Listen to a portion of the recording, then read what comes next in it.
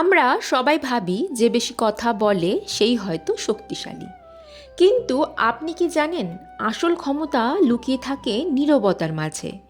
আজ আমরা জানব চুপ থাকার এমন 7টি শক্তি যা একজন সাধারণ মানুষকেও অসাধারণ করে তুলতে পারে।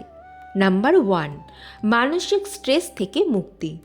নীরবতা আপনার মস্তিষ্কের চাপ কমায়। মাত্র 2 মিনিটের নীরবতা আপনার রক্তচাপ নিয়ন্ত্রণ করতে এবং মনকে শান্ত করতে সাহায্য করে। নাম্বার 2, ফোকাস ও একাগ্রতা বৃদ্ধি। আপনি যখন চুপ থাকেন আপনার মস্তিষ্কের এনার্জি নষ্ট হয় না। এটি আপনার কাজের মনোযোগকে লেজারের মতো তীক্ষ্ণ করে তোলে।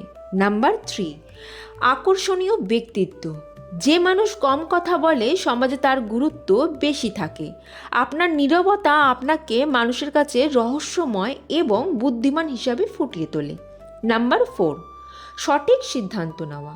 রাগের মাথায় কথা বললে ভুল হওয়ার সম্ভাবনা 99%, কিন্তু উত্তপ্ত পরিস্থিতিতে চুপ থাকলে মাথা ঠান্ডা হয় এবং সঠিক সিদ্ধান্ত নেওয়া যায়। নাম্বার 5, ভালো শ্রোতা হওয়া। আপনি যখন চুপ থেকে অন্যের কথা শুনবেন তখন মানুষ আপনাকে বেশি বিশ্বাস করবে। এটি আপনার সম্পর্কগুলোকে আরও মজবুত করবে। নাম্বার 6, শক্তির সাশ্রয়। অকারণে তর্ক বা পরনিন্দা করলে আমাদের প্রচুর মেন্টাল এনার্জি নষ্ট হয়। চুপ থেকে আপনি আপনার সেই মূল্যবান শক্তি ও সময় বাঁচাতে পারেন। নাম্বার 7, আত্ম উপলব্ধি। নীরবতা আপনাকে নিজের সাথে কথা বলার সুযোগ দেয়। আপনি নিজের ভুল ত্রুটি বুঝতে পারেন এবং নিজেকে আরও উন্নত করতে পারেন। তাই মনে রাখবেন, চুপ থাকা মানে হেরে যাওয়া বা ভয় পাওয়া নয়। এটি হলো সঠিক সময়ে সঠিক কথা বলার একটি শক্তিশালী কৌশল।